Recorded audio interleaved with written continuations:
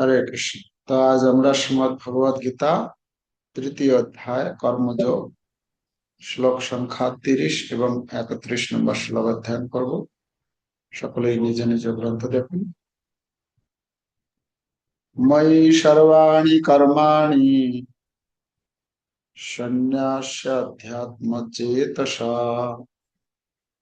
নিরাশীর্নির্মমো ভূত্বা যুধস্য বিগত জরা। এই শ্লোকের অনুবাদ: অতএব হে অর্জুন, অধ্যাত্ম চেতনা সম্পন্ন হয়ে তোমার সমস্ত কর্ম আমাকে সমর্পণ করো এবং নিষ্কাম মমতা শূন্য ও শোকশূন্য হয়ে তুমি যুদ্ধ করো। তাহলে এখানে ভগবান শ্রীকৃষ্ণ এর আগের শ্লোকে বলেছিলেন, জড়া প্রকৃতির গুণের দ্বারা মোহাচ্ছন্ন হয়ে অজ্ঞান ব্যক্তিরা জাগতিক কার্যকলাপে প্রবৃত্ত হয় এবং তাতে আসক্ত হয়ে পড়ে, কিন্তু তাদের কর্ম নিকৃষ্ট হলেও তত্ত্বজ্ঞানী পুরুষেরা সেই মন্দবুদ্ধি ও অল্পজ্ঞ ব্যক্তিগণকে বিচলিত করেন না। তো অর্জুনকে ভগবান বলছেন যে যারা তত্ত্বজ্ঞ ব্যক্তি, যারা বুদ্ধিমান, সেই সমস্ত ব্যক্তিরা কিরকম তাদের কথা বর্ণনা করার পর তিনি অর্জুনকে বলছেন, অর্জুন তুমি কিভাবে, তোমার কি করা উচিত। অতএব দিয়ে শুরু করেছে। অনুবাদে প্রপাত বলছেন, অতএব হে অর্জুন। অতএব মানে এর পূর্বে অনেক কিছু উপদেশ দিয়েছেন ভগবান শ্রীকৃষ্ণ, যে কিভাবে কর্ম করা উচিত, আহ অন্যান্য যে সমস্ত অজ্ঞানী ব্যক্তি তাদেরকে বিভ্রান্ত করে না। তারপরে এসব বর্ণনা করার পর তিনি বলছেন, অতএব তুমি কি করবে, অধ্যাত্ম চেতনায় অধ্যাত্ম চেতনা সম্পন্ন হয়ে সমস্ত কর্ম সমর্পণ করো। কয়েকটা কথা বলছেন এখানে। কি কি কথা বলছেন? ময়ি সর্বাণি কর্মাণি, তারপরে সন্ন্যাস, আধ্যাত্ম চেতসা, তারপরে নিরাশী নিরাশী, তারপরে নির্মম, আর বিগত জ্বর। এইসব শব্দগুলি এই শ্লোকের গুরুত্বপূর্ণ আলোচনা বিষয়। তাৎপর্য পড়ি, সকলের তাৎপর্য দেখো। এই শ্লোকে স্পষ্টভাবে ভগবদ গীতার উদ্দেশ্য বর্ণনা করা হয়েছে। এখানে ভগবান উপদেশ দিয়েছেন যে সম্পূর্ণভাবে ভগবত চেতনায় উদ্বুদ্ধ হয়ে কর্তব্য কর্ম করে যেতে হবে। যেমন সৈনিকেরা শৃঙ্খলার সঙ্গে কর্তব্য কর্ম করে থাকে, ভগবানের এই ধরনের আদেশকে হয়তো একটু কঠোর বলে মনে হতে পারে, কিন্তু শ্রীকৃষ্ণের উপর নির্ভরশীল হয়ে তা আমাদের পালন করতেই হবে, কেননা সেটি জীবের স্বরূপগত অবস্থা। ভগবান শ্রীকৃষ্ণের সহায়তা ছাড়া জীব কখনো সুখী হতে পারে না, কারণ জীবের স্বরূপে ভগবানের ইচ্ছার অধীনতা স্বীকার করাই জীবের প্রকৃত অবস্থান। সেই জন্য শ্রীকৃষ্ণ যেন সামরিক নেতার মতোই অর্জুনকে যুদ্ধের নির্দেশ দিয়েছিলেন। পরমেশ্বর ভগবানের পরম ইচ্ছা অনুসারে সবকিছু ত্যাগ করতে হবে এবং যুগপৎ ভাবে কোনো কিছুর মালিকানা দাবি না করে কর্তব্য কর্মসমূহ সম্পাদন করতে হবে। ভগবানের নির্দেশ কোনোভাবে বিবেচনা না করে অর্জুনকে কেবল তার সেই নির্দেশ পালন করতে হয়েছিল। ভগবান সমস্ত আত্মার আত্মা, তাই ব্যক্তিগত বিচার বিবেচনা না করে যিনি সর্বতভাবে পরমাত্মার উপর নির্ভরশীল, অর্থাৎ যিনি সম্পূর্ণরূপে কৃষ্ণ ভাবনাময়, তিনি হচ্ছেন অধ্যাত্ম চেতস। নিরাশী, নিরাশী অর্থে প্রভুর নির্দেশে কর্মফলের আশা না করে সেবা করে যাওয়া। খাজাঞ্চি তার মালিকের হয়ে লক্ষ লক্ষ টাকা গণনা করে, কিন্তু তার এক কপর্দকও সে নিজের বলে দাবি করে না। ঠিক তেমনি এটি বুঝতে হবে, জগতের কোনো কিছুই কোনো ব্যক্তি বিশেষের নয়, কিন্তু সবকিছুই পরমেশ্বর ভগবান, সেটি মই। আচ্ছা, সবকিছুই ভগবানের, সেটি মই অর্থাৎ আমাকে কথাটির প্রকৃত তাৎপর্য। আর কেউ যখন এই প্রকার কৃষ্ণ ভাবনাময় হয়ে কর্ম করে, তখন সে অবশ্যই কোনো কিছুর উপর মালিকানা দাবি করে না। এই চেতনাকে বলা হয় নির্মম, অর্থাৎ কোনো কিছুই আমার নয়। নির্মম, ন মম, মানে আমার নয়। আর দেহগত সম্পর্কের পরিপ্রেক্ষিতে তথাকথিত আত্মীয়তার বিবেচনা রহিত এই ধরনের কঠোর নির্দেশ পালন করতে যদি কেউ অনিচ্ছুক হয়, তবে সেই অনিচ্ছাকে দূর করা উচিত। এইভাবে বিগত জড় বা অসুস্থ মানসিকতা বা আলস্য শূন্য হওয়া যায়। প্রত্যেকেরই তার গুণ ও অবস্থা অনুসারে এক বিশেষ কর্তব্য আছে, এবং কৃষ্ণ ভাবনায় উদ্বুদ্ধ হয়ে উপরোক্ত বর্ণনা অনুসারে এই সমস্ত কর্তব্য সমূহ সম্পাদন করা যেতে পারে, সেটি মুক্তির পথ প্রদর্শন করবে। তো এই শ্লোকে যে বর্ণনা করা হচ্ছে, প্রভুপাদ তাৎপর্য সুন্দরভাবে বর্ণনা করেছেন। ময়ি সর্বাণি কর্মাণি সন্ন্যাসাধ্যাত্ম চেতসা নির্মম নিরাশে নির্মম ভূত্বা যুধস্ব বিগত জ্বরা। হে অর্জুন, হে অর্জুন, অতএব হে অর্জুন, অধ্যাত্ম সম্পন্ন আত্মতত্ত্বে প্রতিষ্ঠিত চিত্তে তোমার সমস্ত কর্ম আমার প্রতি, ফলের আশা, ফলের আকাঙ্ক্ষা ও আমার ভাব ত্যাগ করে শোক, মোহ, দুশ্চিন্তা ও আলস্য মুক্ত হয়ে তোমার কর্তব্য পালন করো। তোমার কর্তব্য পালন করো মানে যুদ্ধ করো। এখানে আমরা দেখতে পাচ্ছি এই শ্লোকে যে ভগবান শ্রীকৃষ্ণ সমগ্র কর্মযোগ ও ভক্তিযোগের সার কথা বলছে। মানে যদি আমরা দেখি, ভগবান এখানে বলছেন যে তোমার কি করবে, তুমি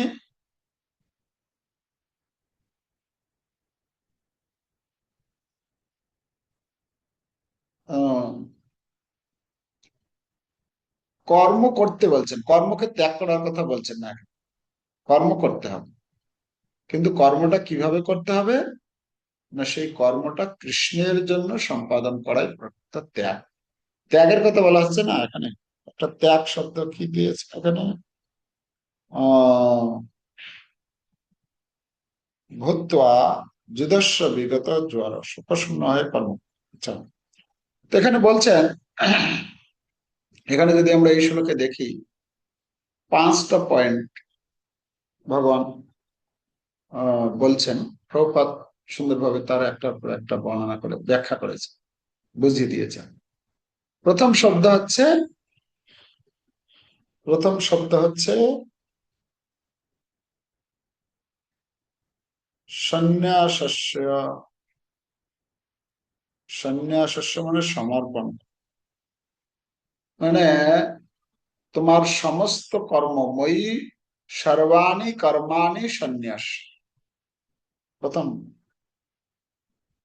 শব্দ, মানে প্রথম যে কথাটা বলছেন। তো এখানে ভগবান কি বলছেন, যে সমস্ত কর্ম আমাকে সমর্পণ, মানে কর্ম ত্যাগ করার কথা বলছেন না, কর্মকে, সেই কর্ম আমাকে সমর্পণ করো। কর্ম তো সকলেই করে, কিন্তু কর্মের, ভগবান এখানে কি বলছেন না, কর্মের উদ্দেশ্যটাকে তোমার পরিবর্তন করতে হবে।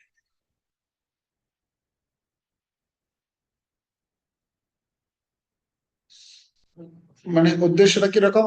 যেরকম আমরা যা কর্ম করি, সে কর্ম নিজের জন্য করি,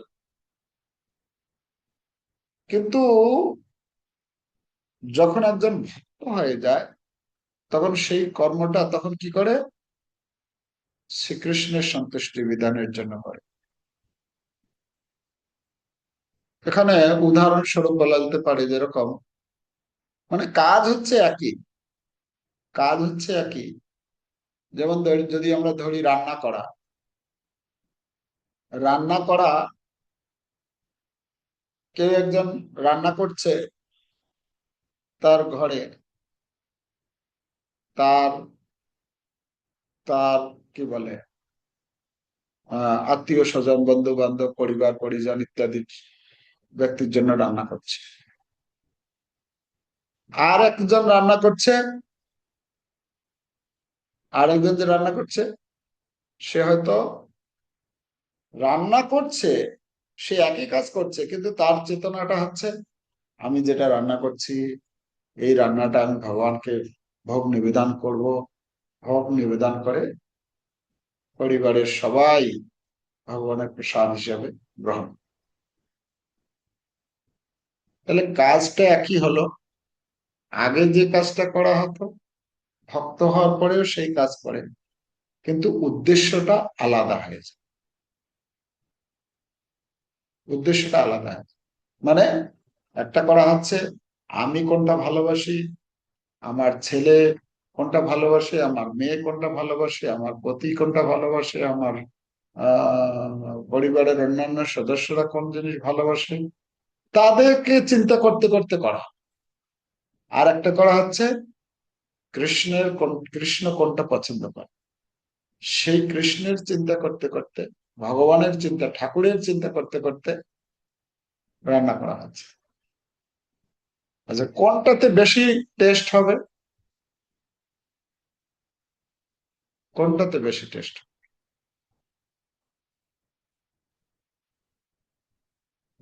কে বলতে পারো? রান্না তো একই হচ্ছে, আবার টেস্ট আর কি, টেস্ট তো একই হবে। একই ব্যক্তি রান্না করছে, একই বাড়িতেই রান্না করছে, একই সেই উপকরণ সামগ্রীগুলো সব একই। না প্রভু, ভগবানের প্রসাদটা বেশি টেস্টি হবে। কেন টেস্ট হবে? কারণ ভগবান ওটা আস্বাদন করেছেন এবং আমরা তারপর প্রসাদটা খাই, সেই জন্য। আচ্ছা, সেটা একটা ঠিক আছে, ধরলাম।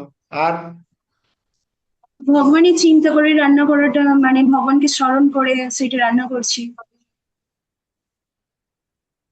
তো যখন আমরা পরিবারের অন্যদের জন্য চিন্তা করে রান্না করছি, তখন সেটা হচ্ছে খাবার। হ্যাঁ, সেটা হচ্ছে খাদ্য, খাবার হিসেবে আমরা খাই। আর তখন চেতনাটা থাকে জড় চিন্তা, থাকে জড় চেতনা।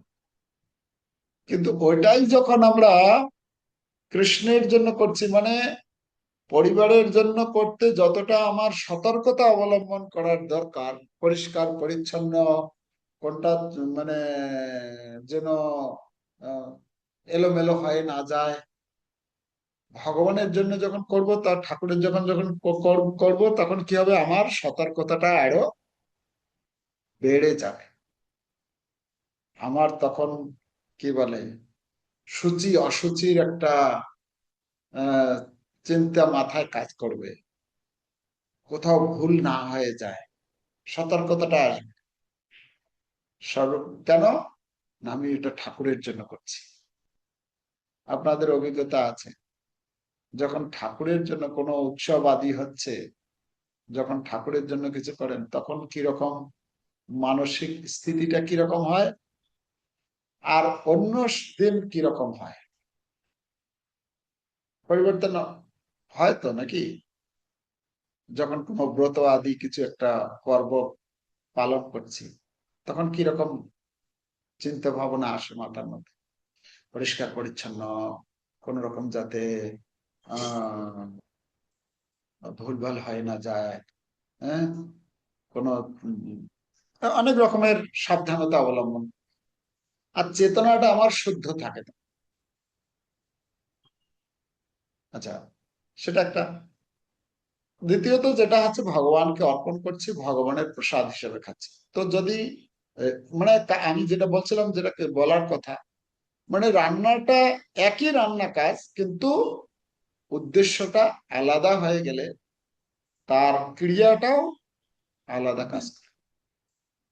যখন আমরা খাবার খাবো, সেই খাবারটা শরীরের জন্য শুধু হবে, শরীর পুষ্টি হবে। কিন্তু যখন আমি ভগবানের জন্য রান্না করে ভগবানকে নিবেদন করে প্রসাদ রূপে খাচ্ছি, তখন শরীর তো পুষ্ট হবে, সেই সঙ্গে সঙ্গে চেতনারও শুদ্ধিকরণ হবে।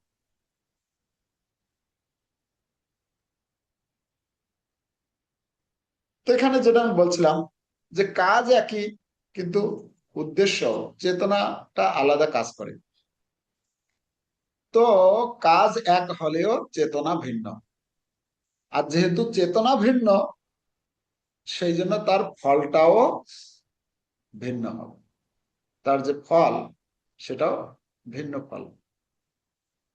আচ্ছা, দ্বিতীয় পয়েন্ট হচ্ছে অধ্যাত্ম চেতসা। এই শব্দে, শ্লোকে অধ্যাত্ম চেতসা মানে হচ্ছে,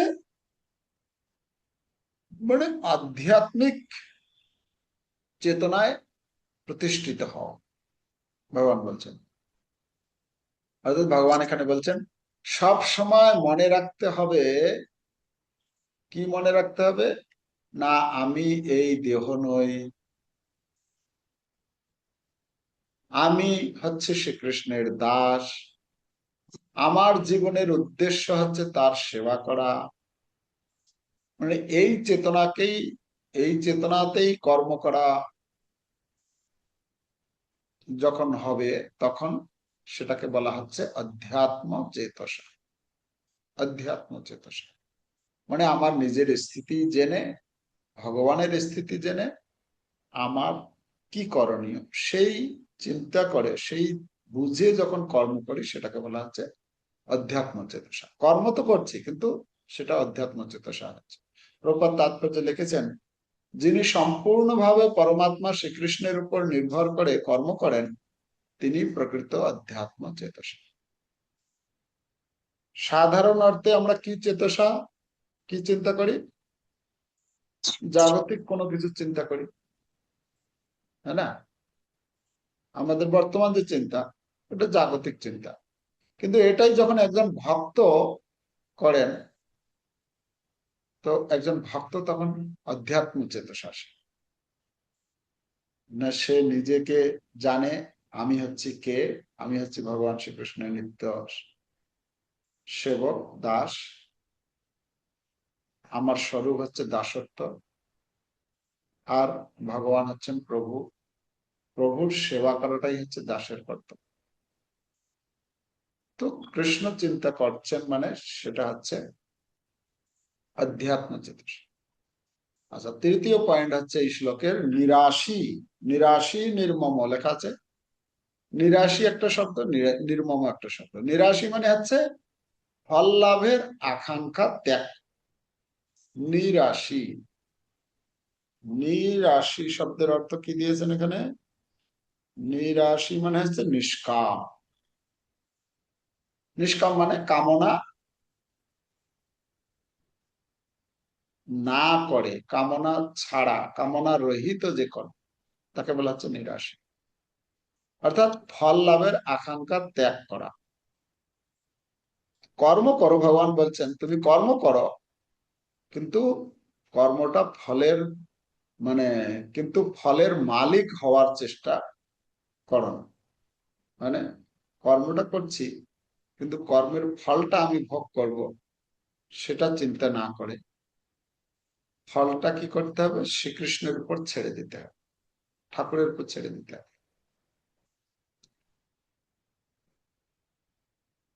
কর্মটা করছে। যেরকম প্রভুপাদ এখানে উদাহরণ দিয়েছেন যে একজন ব্যাংকের ক্যাশিয়ার, খাজাঞ্চি বলছেন, খাজাঞ্চি তার মালিকের হয়ে লক্ষ লক্ষ টাকা গণনা করে। মানে একজন ব্যাংকের ক্যাশিয়ার প্রতিদিন সে কত কোটি কোটি টাকা গণে, কিন্তু সেই খাজাঞ্চি, সেই ক্যাশিয়ার কি কখনো 1 টাকাও তার, 1 টাকা মানে তার প্রতি কোনো দাবি করে? ব্যাংকে যখন আমরা যাই, সে সকাল থেকে টাকা গোনা শুরু করে, সে সন্ধ্যা পর্যন্ত টাকা গুনে যায়। কখনো টাকা নেয় সেটা গোনে, কখনো দেয় সেটা গোনে, তাই না? কত কোটি কোটি টাকা সে গুনছে, কিন্তু তার কি ওই টাকার প্রতি কোনো আসক্তি আছে? সে কি কখনো দাবি করে 1 টাকা, 1 টাকারও প্রতি কি দাবি করে কোটি কোটি টাকা দিলেও? কেন করে না? না, সে জানে এই টাকাগুলো আমার নয়, এটা হচ্ছে ব্যাংকের টাকা, ব্যাংকের সম্পত্তি। ঠিক তেমনি যখন একজন ব্যক্তির এই জ্ঞানটা হবে যে এই জগতের যা কিছু বস্তু আছে সেগুলো হচ্ছে ভগবানের, এগুলো হচ্ছে ঠাকুরের সম্পত্তি। তো ভগবানের সম্পত্তি, তাই তার প্রতি মানে কাজ করে যাবে, কিন্তু সে ফলের জন্য কোনো দাবি করে না। কখনো নিজেকে মালিকানা দাবি করে না, কখনো নিজেকে ভোক্তা মনে করে না। বুঝে গেল? তারপরে শব্দ হচ্ছে নির্মম। নির্মম মানে হচ্ছে নির্মম, মানে আমার ভাব। মম মানে হচ্ছে আমার, মানে হচ্ছে না, মানে না। নির্মম মানে আমার ভাবটাকে ত্যাগ করা। হ্যাঁ, মমতা শূন্য বলা হচ্ছে। আমরা কি করি, এটা আমার, যা কিছু বস্তু আমার সামনে আশপাশে আছে আমরা মনে করি এটা আমার। তো এই এই যে ভাবনাটা, এই মমতা থাকাটা, এই মমতাই হচ্ছে আমাদের বন্ধনের কারণ।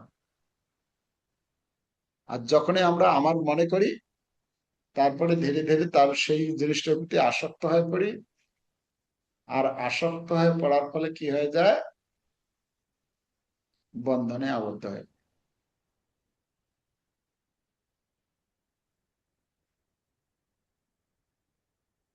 তো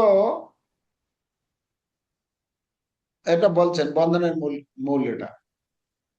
কিন্তু যখন একজন ভক্ত হয়, সে ভক্ত জানেন যে এই দেহটা যেটা রয়েছে, এই দেহটা হচ্ছে কার?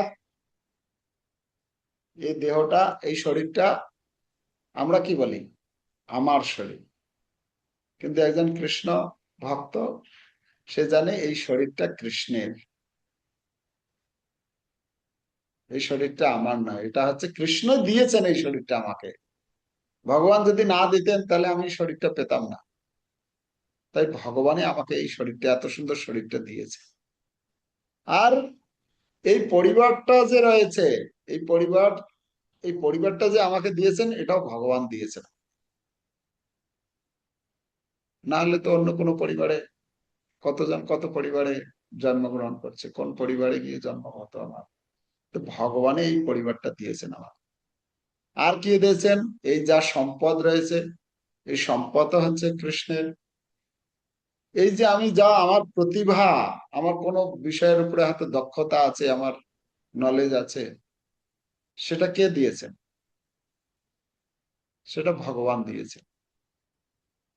তো সেটা, প্রতিভাটাও ভগবানের। আর এই জীবনটাও হচ্ছে কৃষ্ণের। তো সবকিছুই কৃষ্ণের। কৃষ্ণ সত্য, ভগবত গীতা ভগবান বলছে না, অহং সর্বস্ব প্রভাব মত্ত সর্বং প্রবর্ততে, আমার থেকে সবকিছু এসেছে। তো কথা হচ্ছে সবকিছুই কৃষ্ণের, তার মানে আমার কি তাহলে? আমার কিছুই নেই এখানে?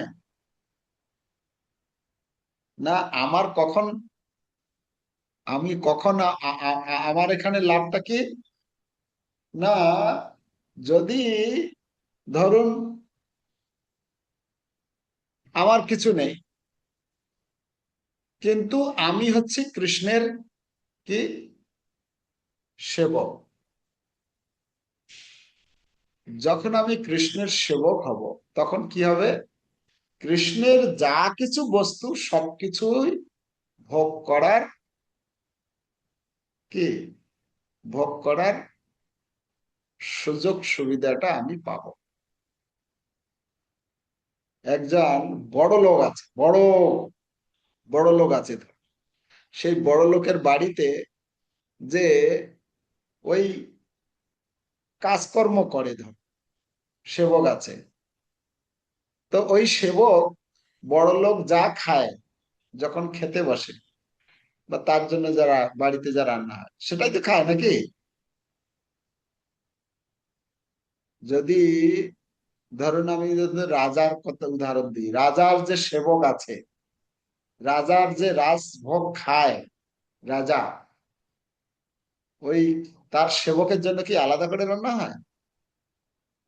সে সেই রাজা যেখানে থাকে সেখানেই সেবক থাকে, সেই রাজপ্রাসাদে থাকে, সেই রাজপ্রাসাদের যত সুখ সুবিধা যা কিছু সামগ্রী সবকিছুই সে ভোগ করার তার সুযোগ থাকে, থাকে কিনা?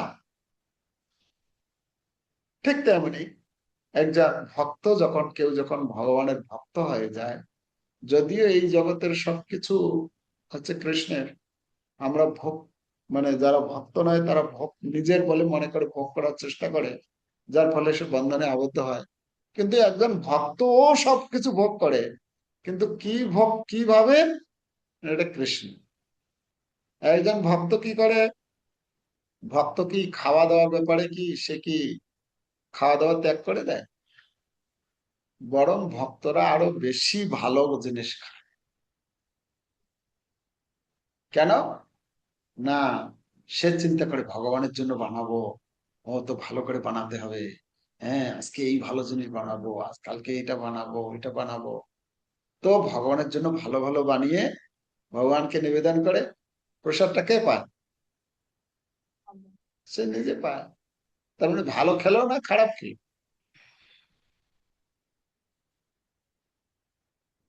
তো আমরা দেখি, যদি দেখি সাধারণ, বিশেষ করে যারা ইসকনের ভক্ত দেখি, আমি বিভিন্ন জায়গাতে যাচ্ছি, বিভিন্ন ভক্তের সঙ্গে আলাপ আলোচনা করছি, তারা তাদের খাওয়া দাওয়া, তাদের চলাফেরা আর যে চারজন রয়েছে তার থেকে আলাদা। তারা পরিষ্কার পরিচ্ছন্ন।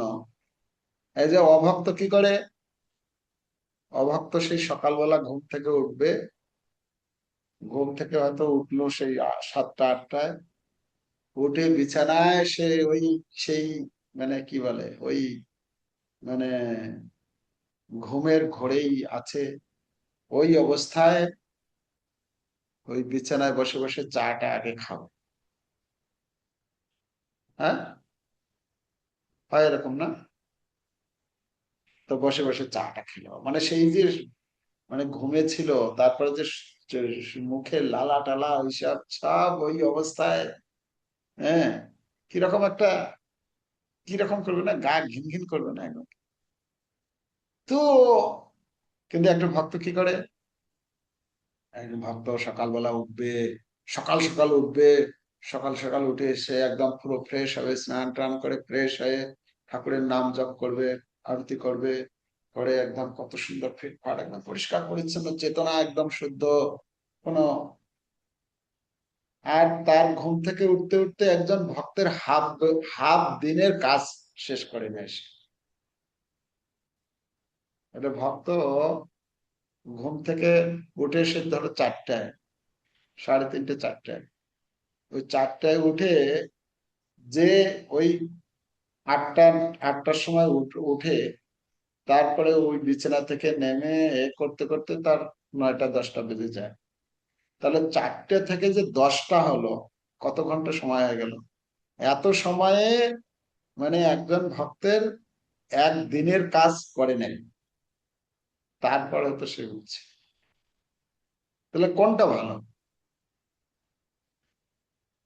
আর সকালবেলা যখন কিছু করবো তখন এনার্জি থাকবে, ফ্রেশ থাকবে। আর তা না হলে কি হবে, দেরি করে উঠবে সে, একদম সেই ওই রকম অবস্থাতে সে, মানে একটা তমগুণী ভাব।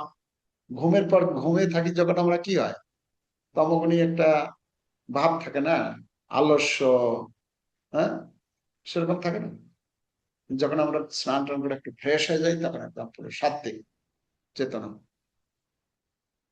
তো এটা হচ্ছে লাভ, ভক্ত যখন হয়ে যায়। যাই হোক, যেটা আমরা বলছিলাম, আমি কেবল তার সেবক যদি মানি, তাহলে এখানে বলা হচ্ছে নির্মম। মম মানে হচ্ছে মম থেকে ন মম।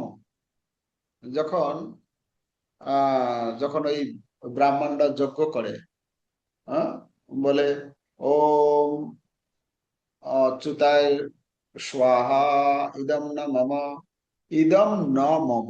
ইদম মানে এই যা কিছু রয়েছে এটা ন মম। ন মম মানে আমার নয়।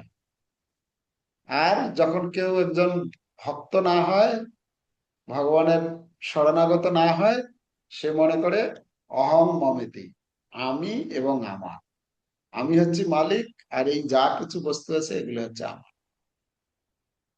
আর যখন একজন ভক্ত হয়ে যায় তখন বলে ন মম, এই জগতে কোনো কিছুই আমার বলতে। ভক্তিবিনোদ ঠাকুর গান করেছেন, আমার বলিতে প্রভু আর কিছু না, তুমি তো আমার মাত্র পিতা বন্ধু ভাই। তো তিনি ভক্ত বলেন, আমার বলতে আর এই জগতে কোনো কিছুই নেই, এই যা কিছু আছে সবকিছুই হচ্ছে আপনার। হ্যাঁ, আমি তো এসেছিলাম কি খালি হাতে এসেছিলাম, খালি হাতে যাব, যদিও কথাটা সত্য নয়। খালি হাতে কেউ আসি না আমরা, আর খালি হাতে যাইও না। কেন? আমরা পূর্বজন্মের কর্ম ফল নিয়ে এসেছি, আর এই জগতে যা কিছু কর্ম করছি এই কর্ম ফলগুলো আবার সাথে নিয়ে যাব। ঠিক আছে, আমরা খালি হাতে আসি নাই, খালি হাতে আসিনি। খালি হাতে এসেছি, অর্থটা বোঝাচ্ছে যে এই ধন সম্পদ টাকা পয়সা যা কিছু এগুলো আমরা কোনো কিছু নিয়ে আসি, এটা বোঝায়। যাই হোক, আমরা এগিয়ে যাই। তার পরবর্তী শব্দ হচ্ছে বিগত জড়। বিগত জড় শব্দের অর্থ হচ্ছে মানে বিগত জড়। বিগত জড় মানে দুশ্চিন্তা, শোক, আলস্য ত্যাগ করে কর্তব্য পালন করো। হে অর্জুন, তুমি বিগত জড় হও। এখানে জ্বর শব্দের অর্থ ওই আমাদের গা গরম হয়ে যে জ্বর হয় ওই জ্বর না।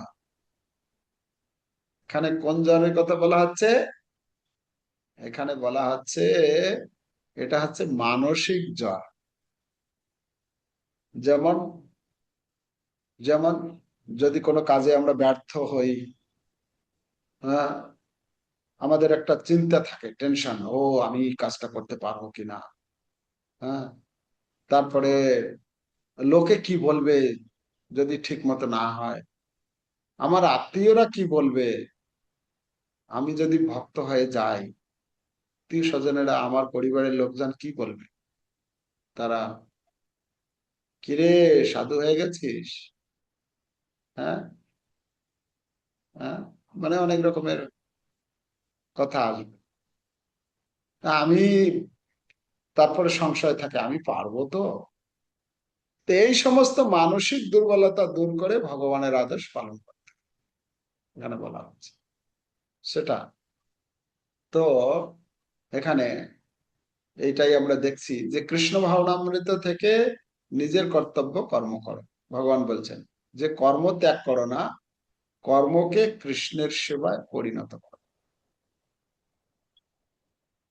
অর্জুন অর্জুন যুদ্ধ করতে চাইছিল না, কিন্তু অর্জুন কি ভাবছিল, না আমি যুদ্ধ করব না। কিন্তু কৃষ্ণ বললেন কি, না তুমি যুদ্ধ করো, তোমার কর্তব্য, যুদ্ধ করবে, কিন্তু যুদ্ধটা নিজের স্বার্থে নয়, আমার আদেশ, আদেশ পালন করে তুমি যুদ্ধটা, কেন? তুমি হচ্ছে ক্ষত্রিয়। উদাহরণ দিয়েছেন যে যেরকম একজন সৈনিক, একজন সৈনিক তাৎপর্য প্রথমে দিয়েছেন, যেমন সৈনিকেরা শৃঙ্খলার সঙ্গে, 3 নম্বর লাইনে, যেমন সৈনিকেরা শৃঙ্খলার সঙ্গে কর্তব্য কর্ম করে থাকে, মানে একজন সৈনিক নিজের ইচ্ছায় সে যুদ্ধ করে না। সৈনিক যখন যুদ্ধ করে কমান্ডারের নির্দেশে যুদ্ধ করে, সেনাপতির আদেশে সে যুদ্ধ করে। তো এখানে অর্জুনকে ভগবান বলছেন তুমি হচ্ছে একজন সৈনিক। তো কার সৈনিক? না, কৃষ্ণের সৈনিক। তো অর্জুন যেহেতু কৃষ্ণের সৈনিক, তো তাই তার কাজ ছিল শুধু কমান্ডারের আদেশ পালন। আর কমান্ডারের আদেশ অনুসারে যখন সেই সৈনিক যখন কাউকে মারে, তখন তার কোন রকম বিচার হয় না, বরঞ্চ আরো তাকে পুরস্কৃত করা হয়, যদিও সেটা হচ্ছে হিংসাত্মক কার্য, কাউকে মেরে ফেলা, কিন্তু তাকে পুরস্কৃত করা হয়, কেন? কমান্ডারের নির্দেশে সে কাজ করেছে। তো সে কথা এখানে বলা হচ্ছে। তো এটা আমাদেরকে ভেবে চিন্তে করতে হবে।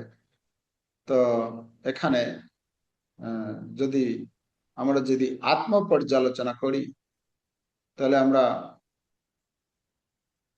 প্রশ্ন করতে পারি নিজেকে যে আমি যা কিছু করছি এগুলো কার জন্য করছি? কার জন্য করছি? আমি করছি তো সেই জবে থেকে আমাদের জন্ম হয়েছে, তারপর থেকে সারা জীবন কিছু কর্মব্যস্ত জীবনে আছি। তো যা কিছু করছি এগুলো আলটিমেট এর লক্ষ্যটা কি? প্রশ্ন করা। আমার উদ্দেশ্য কি কৃষ্ণকে সন্তুষ্ট করা? আমি কি ফলের প্রত্যাশা করে কাজ করছি, ফলের প্রতি আসক্ত হয়ে? আমি কি আমার ভাব ত্যাগ করতে পেরেছি? আমি আমার ভাব মানে আমি মালিক, ভগবান মালিক না আমি মালিক? আমি কি দুশ্চিন্তা থেকে মুক্ত হয়ে সেবা কার্য করছি? তো এটা এটা প্রশ্ন করা নিজেকে। আসলে প্রকৃতপক্ষে এই কর্ম যে আমরা করছি, এই কর্মই আমাদের যেরকম বন্ধনে আবদ্ধ করে, এই কর্মই আবার আমাদেরকে মুক্তির কারণ হয়ে যায়। যখন এই কর্মের কর্তা কৃষ্ণকে মানা হয় বা কর্মের উদ্দেশ্য কৃষ্ণের সন্তুষ্টি বিধান হয়, ওই কর্মের ফল যখন কৃষ্ণকে সমর্পিত করা হয়, এবং কর্মের চেতনা কি না, আমি হচ্ছে কৃষ্ণের নিত্য দাস, আমি কর্তব্য কর্ম শুধু পালন করে যাচ্ছি, এই চিন্তা ভাবনা করে যে কর্ম করে, সে তার কাছে এই কর্মই মুক্তির কারণ হয়ে যায়। তখন সেই কর্ম আর কর্মবন্ধনের কারণ থাকে না, বরং তা ভক্তি হয়ে জীবকে মুক্তির পথে অগ্রসর করে। তাই নিজের সমস্ত কর্ম শ্রীকৃষ্ণকে সমর্পণ করে ফলের আকাঙ্ক্ষা ও আমার ভাব ত্যাগ করে কৃষ্ণ ভাবনামৃতে স্থিত হয়ে দুশ্চিন্তা মুক্ত ভাবে কর্তব্য পালন করাই ভগবদ গীতার এই 30 নম্বর শ্লোকের মূল শিক্ষা। ঠিক আছে, 30 নম্বর শ্লোক হলো। 31 নম্বর শ্লোকের তাৎপর্য কম আছে, আমরা তাড়াতাড়ি পড়ে নিব। শ্লোকটা দেখুন, যে মে মতমিদং নিত্যম অনুতিষ্ঠন্তি মানবাঃ শ্রদ্ধাবন্তানুসূয়ন্ত মুচ্যন্তে তেপি কর্মভিঃ। অনুবাদ: আমার নির্দেশ অনুসারে যে সমস্ত মানুষ তাদের কর্তব্য কর্ম অনুষ্ঠান করেন এবং যারা শ্রদ্ধাবান ও মাৎসর্য রহিত হয়ে এই উপদেশ পালন করেন, তারা কর্মবন্ধন থেকে মুক্ত হন। তো ভগবান এখানে বলছেন কারা এই কর্মের বন্ধন থেকে মুক্ত হবে। তাৎপর্য, পরমেশ্বর ভগবান শ্রীকৃষ্ণের নির্দেশাবলী সমস্ত বৈদিক জ্ঞানের সারমর্ম এবং তাই সন্দেহাতীত ভাবে তা শাশ্বত সত্য। বেদ যেমন নিত্য, কৃষ্ণ ভাবনার এই তত্ত্বও তেমন নিত্য। ভগবানের প্রতি ঈর্ষান্বিত না হয়ে তার এই উপদেশের প্রতি সুদৃঢ় বিশ্বাস থাকা উচিত। অনেক দার্শনিক ভগবদ গীতার ভাষ্য লিখেছেন, কিন্তু শ্রীকৃষ্ণের প্রতি তাদের কোনো বিশ্বাস নেই। তারা কোনোদিনও সকাম কর্মের বন্ধন থেকে মুক্ত হতে পারবেন না। কিন্তু অতি সাধারণ কোনো মানুষও যদি ভগবানের শাশ্বত নির্দেশের প্রতি দৃঢ় শ্রদ্ধাবান হয়, সে এই ধরনের নির্দেশগুলি পালন করতে অসমর্থ হলেও কর্মের অনুশাসনের বন্ধন থেকে মুক্ত হবে।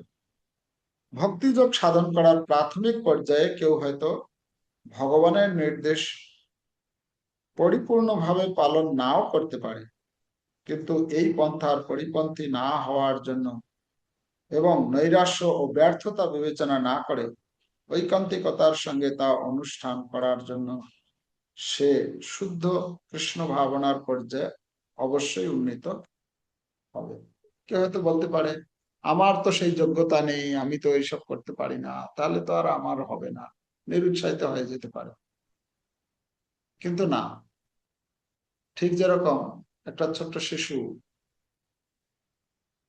হাঁটতে যখন শেখে, তখন উঠে একটু এক পা দু পা এগোতে না এগোতেই পড়ে যায়।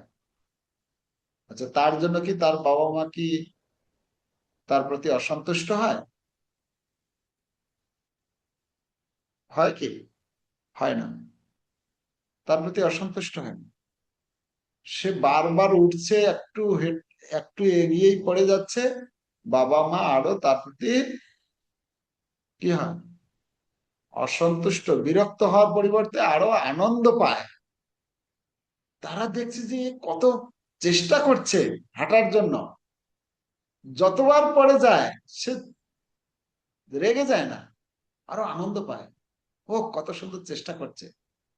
ঠিক তেমনি আমরা প্রথম অবস্থায় ভগবত ভক্তিতে আমরা আমাদের সেই যোগ্যতা নেই, ভুলভাল হবে, অনেক কিছু হবে, তাতে ভগবান সন্তুষ্ট হন। ভগবান দেখে খুশি হন যে এই জীব এ আমার সেবা করার জন্য কত চেষ্টা করছে, যদিও বারবার হয়তো চেষ্টা করছে, ফেলুয়ার হয়ে যাচ্ছে, আবার চেষ্টা করছে, আবার করে উঠতে পারছে না, তারপরে ভগবান খুশি হয় তার।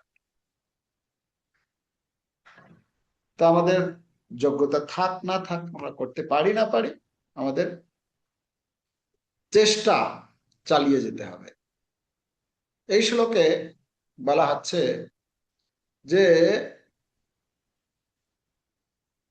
এই কৃষ্ণ মুক্তির দুটি প্রধান যোগ্যতা এই শ্লোকে বলেছেন। কি কি? প্রথম একটা হচ্ছে শ্রদ্ধা, দ্বিতীয়টা হচ্ছে অনসূয়া, অনসূয়ন্ত এখানে বলছেন, না?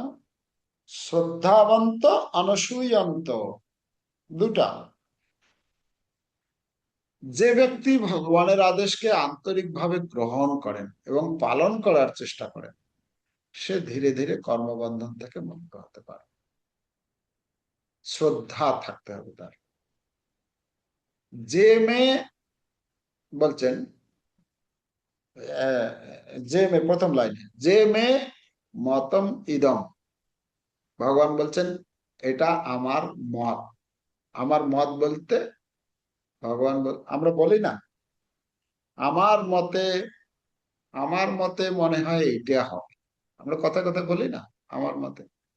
তো ভগবান এখানে নিজের মত বলছেন, আমার মতে যে মে মতম ইদম নিত্যম, আমার মতে অর্থাৎ আমার উপদেশ কি, আমার মত বলতে শ্রীকৃষ্ণের নির্দেশ বোঝায়। এটি কোনো সাধারণ মতামত নয়। প্রভুপাদ বলছেন কৃষ্ণের মত হচ্ছে, এটা হচ্ছে পরম সত্য, মানে এতে কোনো রকম ভেজাল নেই। কারণ কৃষ্ণ হচ্ছেন সর্বজ্ঞ, তিনি এমনি হঠাৎ মুখে বলে দেন না, তিনি সবকিছু জানেন। তিনি সর্বজ্ঞ। কৃষ্ণ হচ্ছেন সর্বশক্তিমান, আর কৃষ্ণ হচ্ছেন সর্বোত্তম শিক্ষক। তার নির্দেশ তিনি এই শ্লোকে তার নির্দেশ তিনি দিচ্ছেন। তার নির্দেশেই সমগ্র বৈদিক শাস্ত্র, বৈদিক জ্ঞানের সার। তাই তার প্রতি আমাদের শ্রদ্ধা। আরেকটা বলছেন নিত্যম অনুতিষ্ঠন্তি, মানে নিত্যম অনুতিষ্ঠন্তি মানে হচ্ছে সবসময় সেটাকে স্মরণ রাখতে হবে, মানে অনুসরণ করতে হবে, সর্বদা অনুসরণ করা। এই ভগবত গীতায় ভগবান এই শ্লোকে যে উপদেশ দিচ্ছে, এটা শুধু শোনা নয়, হ্যাঁ, শুধু শুনে নিলাম ব্যাস শেষ না, বা ও এই শ্লোকটা এরকম তাহলে আমি মুখস্থ করে নিলাম, সেটা একটা দিক। কিন্তু বেশি ইম্পর্টেন্ট হচ্ছে জীবনে প্রয়োগ করাই প্রকৃত অনুসরণ হবে। উদাহরণস্বরূপ বলা যায়, যেমন আমরা কোনো রোগ হলে ডাক্তারের কাছে যাই। ডাক্তারের কাছে যখন যাই, ডাক্তার কি করেন? ডাক্তার একটা কাগজ লিখে দেয়, তাই তো, প্রেসক্রিপশন লিখে দেয়। আমরা কি সেই প্রেসক্রিপশনটা এনে ঘরে রেখে দিই? কি করি? আমাদের এখানে তো ডাক্তার ছিলেন, ডাক্তারবাবু আছেন, তো সেই প্রেসক্রিপশনটা আমরা এনে ঘরে রেখে দিই না, সেটাকে আমরা কি করি? মেডিসিন দোকানে যাই, দোকানে গিয়ে সেইটা দিয়ে মেডিসিন নিই, নিয়ে আমরা ঘরে এসে কি করি? সেটা খাই। যেটা খাওয়ার সেটা খাই, যেটা লাগানোর মলম তেল লাগানোর জন্য দিয়েছে তো লাগাই, কোনো ড্রপ কানে দেওয়ার জন্য, নাকে দেওয়ার জন্য, চোখে দেওয়ার জন্য, যাই হোক যেটা যেভাবে করার সেটা করি, তাই তো। তবে আমাদের সেই রোগটা সারে, আমরা সুস্থ হই। ঠিক তেমনি এই যে গীতা যে ভগবান যে উপদেশ দিয়েছেন, এই উপদেশটা আমরা পড়লাম শেষ এরকম না।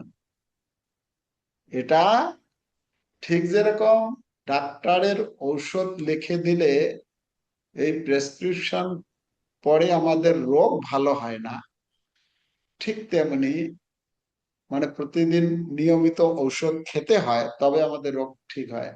তেমনি গীতা পড়লেই হবে না, গীতা অনুযায়ী আমাদের ধীরে ধীরে সেই গীতার উপদেশগুলোকে আমাদের জীবনে প্রয়োগ করার জন্য চেষ্টা করব, তাহলে আরো বেশি আমাদের রোগটা সারবে।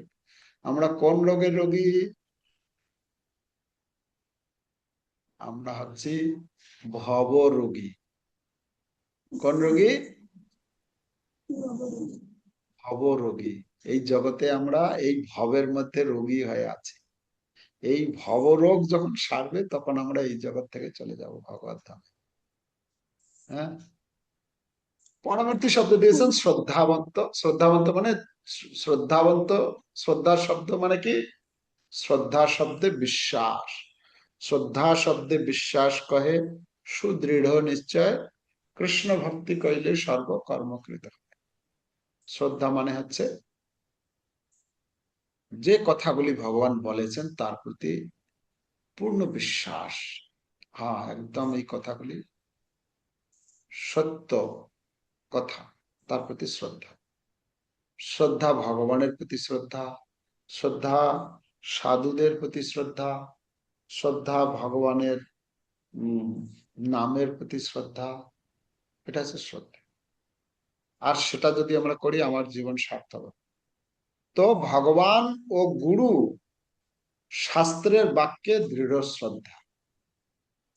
ভক্ত মনে করেন শ্রীকৃষ্ণ যা বলেছেন তা আমার মঙ্গলের জন্যই বলেছেন,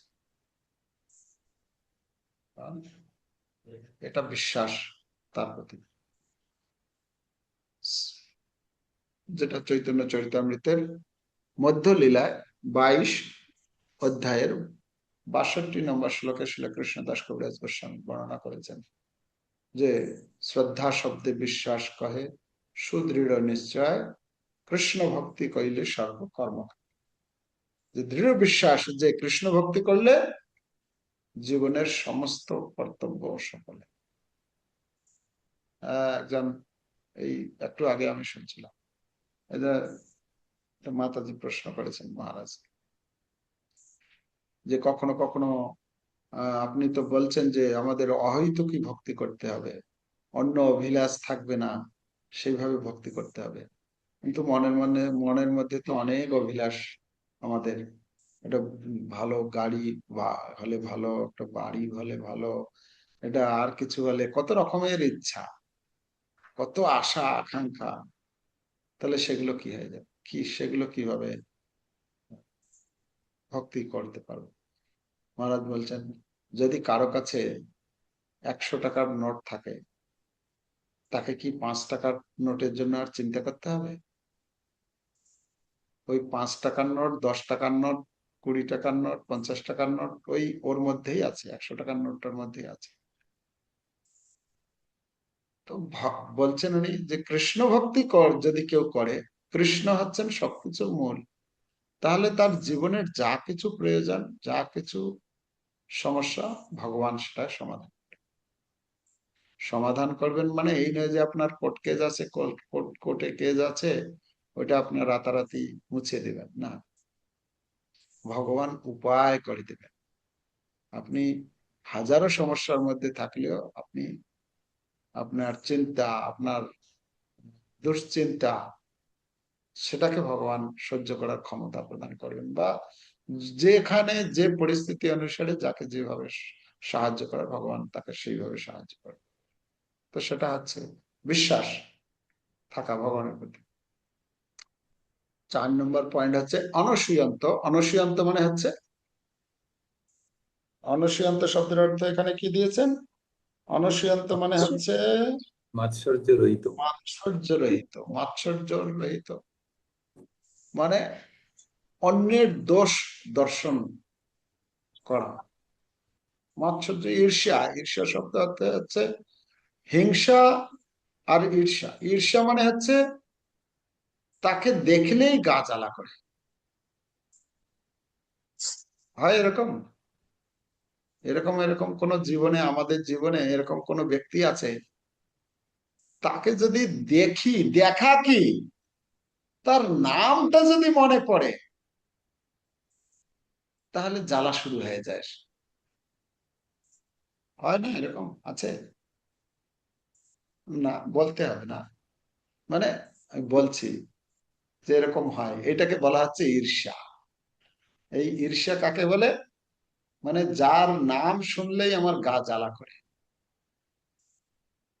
তো যদি আমার এরকম কেউ, কারো প্রতি যদি এরকম আছে, তার মানে আমার মধ্যে ঈর্ষা আছে, বুঝে গেল? আর যেদিন আমি এটার থেকে মুক্ত হব, সে আমার চিরশত্রু, তাকে দেখলেও আমার কোনো মনের বিকার হয় না, ঠিক আছে, ও শত্রুতা করেছে, আমি, আমার কাছে সবাই সমান। এইরকম মনোভাব যেদিন তৈরি হয়ে যাবে, সেদিন আর তখন বুঝতে হবে যে আমার কারো প্রতি আর ঈর্ষা ভাব নেই। এই অনসূয়ন্ত যেটা বলা হচ্ছে, অনসূয়ন্ত নেই। ওকে, ঈর্ষা কাকে বলে? যখন কেউ ভাবে, এটা তো হচ্ছে একটা ব্যক্তির প্রতি, আর কৃষ্ণের প্রতি ঈর্ষা করা, মানে কৃষ্ণ কেন আমাকে আদেশ দেবেন, কৃষ্ণের আদেশ কেন পালন পালন করতে হবে আমাকে, আমি নিজের মতো চলবো। গীতার এইসব কথা শুনে কি হবে? এই গীতা অত পুরনো যুগের কথা। তো এই এইরকম মনোভাব থাকা মানে হচ্ছে, তার মানে বুঝতে হবে তার কৃষ্ণের প্রতি ঈর্ষা রয়েছে, ঠিক আছে? কৃষ্ণের প্রতি, সেটা হয়তো মুখে বলছে না, কিন্তু কৃষ্ণের প্রতি ঈর্ষা ভাব থাকার ফলেই এই কথাগুলো তার ভেতর থেকে আসবে, ঠিক আছে? তো ভক্তের মনোভাব হচ্ছে, হে কৃষ্ণ, আমি সবকিছু বুঝি না, কিন্তু আমি জানি আপনার নির্দেশই আমার মঙ্গল। এই মনোভাবই হচ্ছে অনসূয়া।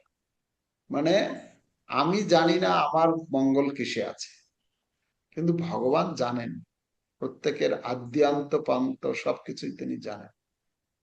ভক্তিবিনোদ ঠাকুর বলছেন, ভালো মন্দ নাহি বুঝি, সেবা মাত্র করি, তোমার সংসারে আমি বিষয়ী প্রহরী। আমি এই সংসারটা হচ্ছে তোমার সংসার, হে ভগবান। তুমি হচ্ছে এই সংসারের মালিক। কোনটা ভালো কোনটা মন্দ আমি কিছু বুঝি না।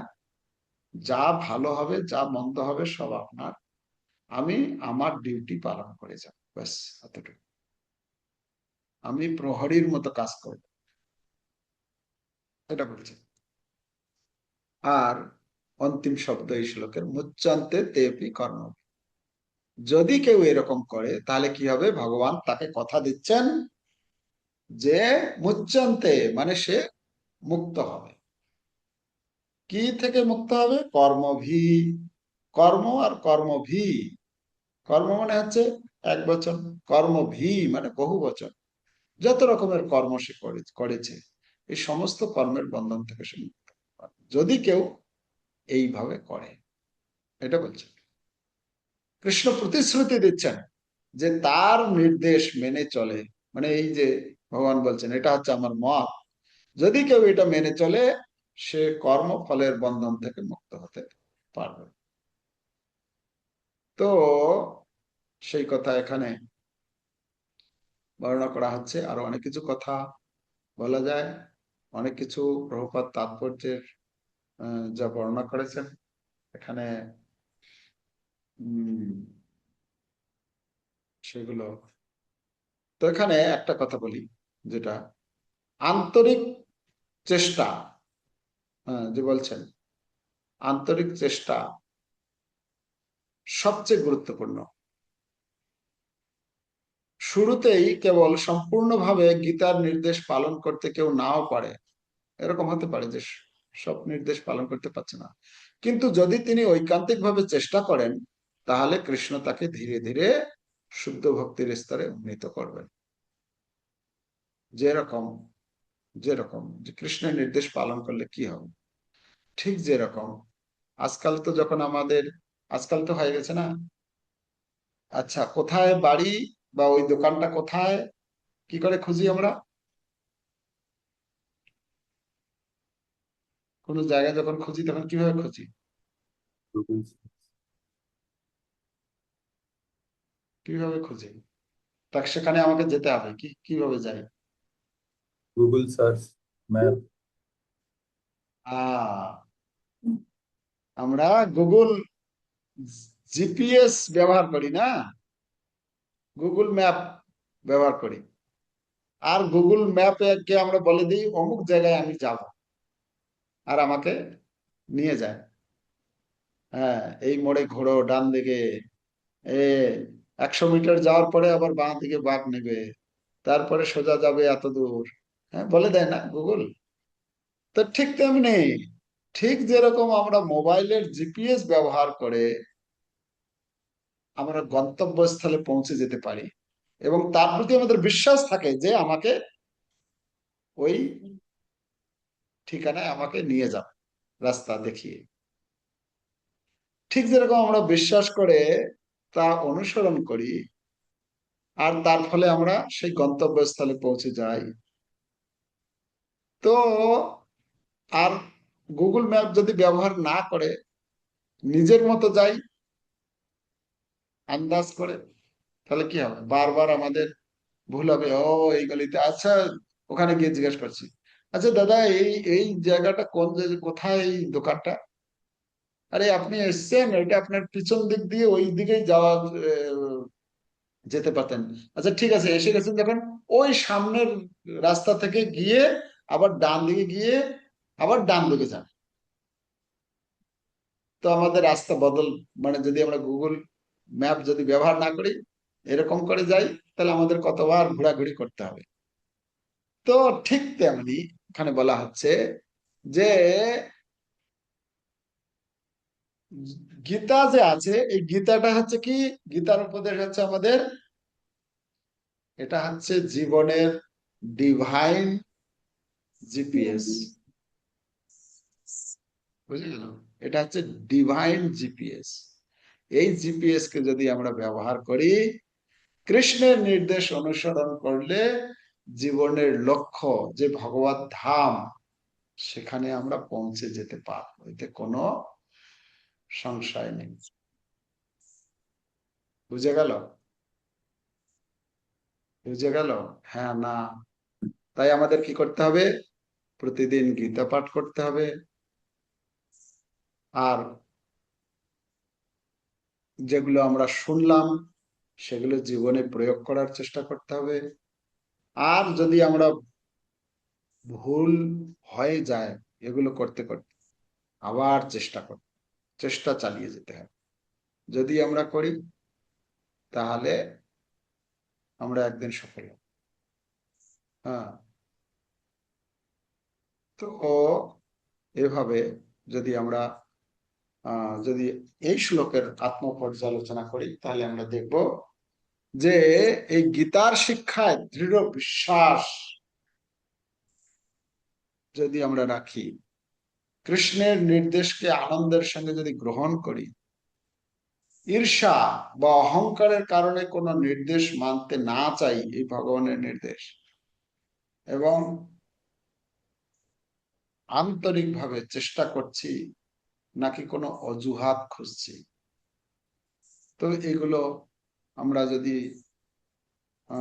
ঠিক ভাবে করি তাহলে আমরা গীতার শিক্ষায় আমরা কি করতে পারবো? আমাদের যে লক্ষ্য, এই জড় জগতের থেকে বেরিয়ে এই জিপিএস ফলো করে ভগবানের কাছে ফিরে যেতে পারবো। হরে কৃষ্ণ কৃষ্ণ কৃষ্ণ হরে হরে, হরে রাম রাম রাম। শ্রীল প্রভুপাদ কি জয়। কারো